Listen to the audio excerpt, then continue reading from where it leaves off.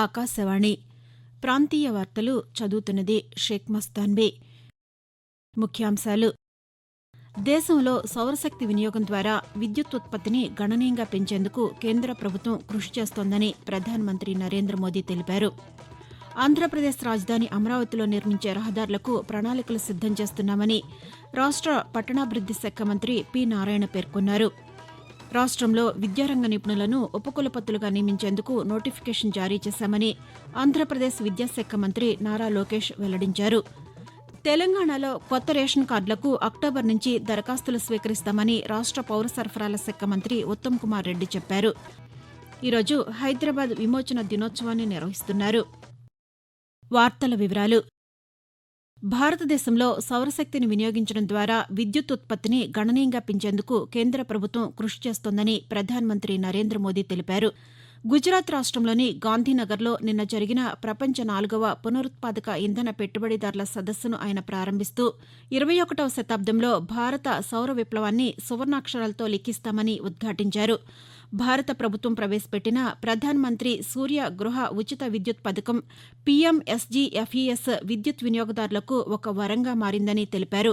ఈ పథకం కింద సౌరశక్తి ఉత్పాదన కోసం ఆర్థిక సహాయంతో పాటు ఉపకరణాల ఏర్పాటుకు ప్రభుత్వం చేయూతనిస్తోందని, తద్వారా దేశంలో ప్రతి ఇల్లు విద్యుదుత్పాదన యూనిట్గా మారుతుందని చెప్పారు. ఈ పథకం కింద నమోదు చేసుకున్న 1,30,00,000కు పైగా కుటుంబాలకు గాను 3,25,000 ఇళ్లపై ఉపకరణాల ఏర్పాటు పూర్తయిందని చెప్పారు.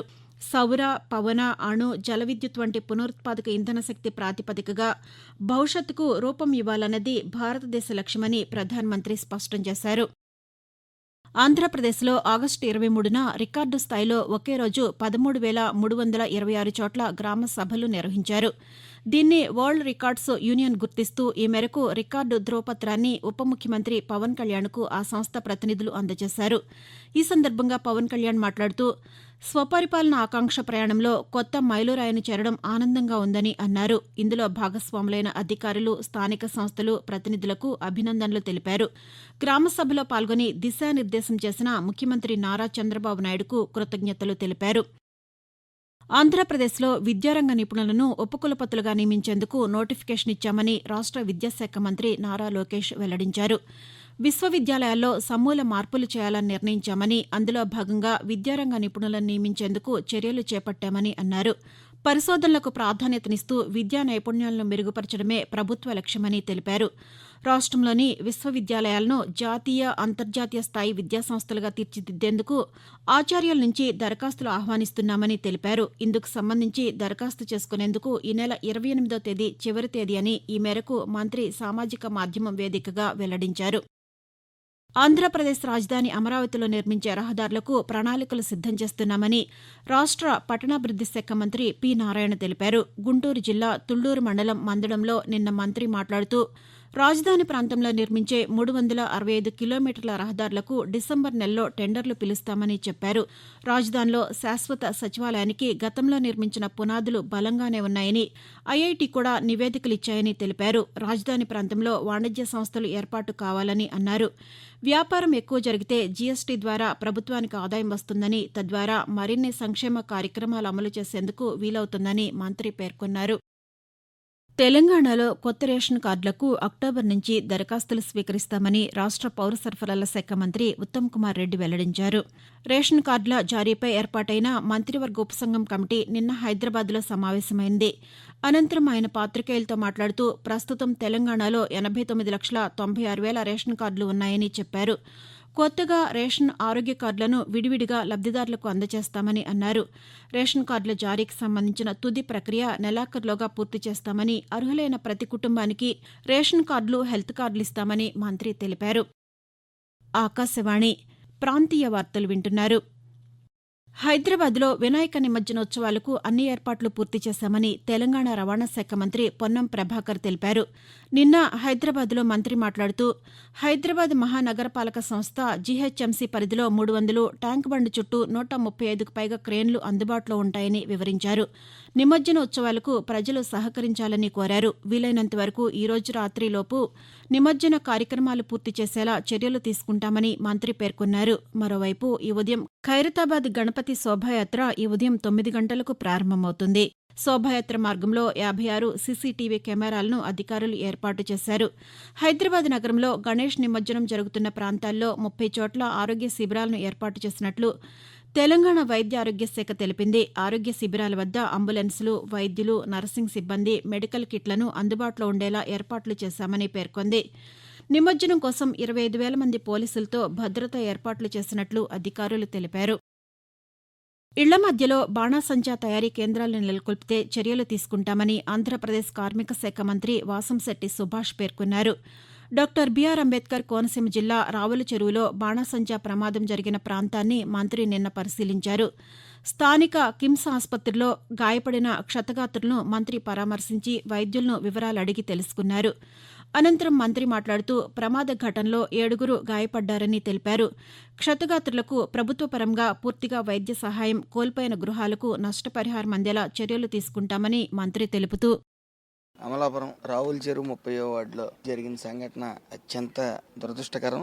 ఉత్సవాలకి జరుగుతున్న ఈ సామాగ్రి తయారీ ఒకసారిగా 2 సిలిండర్లు పేలటం సంఘటన ఇలాంటి పునరావృతం కాకుండా లైసెన్సులు ఉన్నాయో ఇళ్ల మధ్యన కాకుండా దూరంగా ఉండాల్సిన పరిస్థితి ఉంది. అవన్నీ కూడా జిల్లా వ్యాప్తంగా మందుగుండి సామాగ్రి లైసెన్సులు అన్ని కూడా వెరిఫై చేసి కఠిన చర్యలు తీసుకోవడం జరుగుతుంది. ప్రజల అవేర్నెస్ కూడా ఉండాలి. చుట్టుపక్కల ఎక్కడ తయారు చేసినా సరే మీ స్థానిక పోలీస్ స్టేషన్ దగ్గర ఇంటిమేషన్ ఇవ్వండి. భారతదేశానికి 1947 ఆగస్టు 15న స్వతంత్రం వచ్చినప్పటికీ హైదరాబాద్ సంస్థానంలో మాత్రం మరో 13 నెలల పాటు నిజాం పాలన సాగింది. చివరికి నాటి కేంద్ర హోంశాఖ మంత్రి సర్దార్ వల్లభాయ్ పటేల్ నేతృత్వంలో 1948 సెప్టెంబర్ 17న భారత ప్రభుత్వ ఆపరేషన్ పోలో సైనిక చర్య ద్వారా హైదరాబాద్ సంస్థానం భారతదేశంలో విలీనమైంది. దీంతో ప్రతి ఏటా సెప్టెంబర్ 17ను హైదరాబాద్ విమోచన దినోత్సవంగా జరుపుకోవాలని కేంద్ర ప్రభుత్వం నిర్ణయించింది. హైదరాబాద్ను విముక్తి చేసిన అమరవీరులను స్మరించుకోవడానికి యువతలో దేశభక్తి స్ఫూర్తిని నింపడమే ఈ దినోత్సవ నిర్వహణ లక్ష్యం. కాగా సెప్టెంబర్ 17ను తెలంగాణలోని ప్రస్తుత కాంగ్రెస్ ప్రభుత్వం తెలంగాణ ప్రజా పాలనా దినోత్సవంగా నిర్వహిస్తోంది. తెలంగాణలో 2035 నాటికి 40,000 మెగావాట్ల గ్రీన్ పవర్ను ఉత్పత్తి చేసే లక్ష్యంతో ప్రభుత్వం చర్యలు తీసుకుంటుందని ఉప ముఖ్యమంత్రి భట్టి విక్రమార్క తెలిపారు. గుజరాత్ నగరంలో ప్రధానమంత్రి నరేంద్ర మోదీ అధ్యక్షతన నిన్న జరిగిన 4వ ప్రపంచ గ్రీన్ పవర్ పెట్టుబడిదారుల సభలో ఆయన పాల్గొని ప్రసంగించారు. రాష్ట్రంలో గ్రీన్ పవర్ ఉత్పత్తికి ఉన్న మార్గాలు, రాష్ట్ర ప్రభుత్వ విధానాలను వివరించారు. రవాణా సౌకర్యాల ద్వారా ప్రాంతాలు వేగంగా అభివృద్ది చెందుతాయని విజయనగరం పార్లమెంటు సభ్యులు కె అప్పలనాయుడు తెలిపారు. నిన్న విజయనగరం రైల్వే స్టేషన్లో వందే భారత్ ఎక్స్ప్రెస్ను కలెక్టర్ బీఆర్ అంబేద్కర్, ఎచ్చెర్ల శాసనసభ్యులు ఎన్ ఈశ్వరరావులతో కలిసి జెండా ఊపి ఆయన ప్రారంభించారు. అనంతరం ఆయన మాట్లాడుతూ ఈ రైలు ద్వారా ఆంధ్రప్రదేశ్, ఛత్తీస్గఢ్ రాష్ట్రాలకు లబ్ది కలుగుతుందని తెలిపారు. అలాగే విజయనగరం జిల్లా వాసులకు సౌకర్యవంతమైన రైలు అందుబాటులోకి వచ్చిందని ఈ సందర్భంగా ప్రధానమంత్రి నరేంద్ర మోదీకి ధన్యవాదాలు తెలిపారు. ఆంధ్రప్రదేశ్ రాజధాని అమరావతికి భూములిచ్చిన రైతులకు రాష్ట్ర ప్రభుత్వం కౌలు నగదును విడుదల చేసింది. ఈ మేరకు రైతుల ఖాతాల్లో రాజధాని అభివృద్ది ప్రాధికార సంస్థ సిఆర్డీఏ నగదును జమ చేసినట్లు అధికారులు తెలిపారు. రాజధాని అమరావతి నిర్మాణానికి భూ సమీకరణలో భూములిచ్చిన రైతులకు ఎకరానికి ఇస్తున్న వార్షిక కౌలును మరో 5 ఏళ్ల పాటు ప్రభుత్వం పొడిగించింది.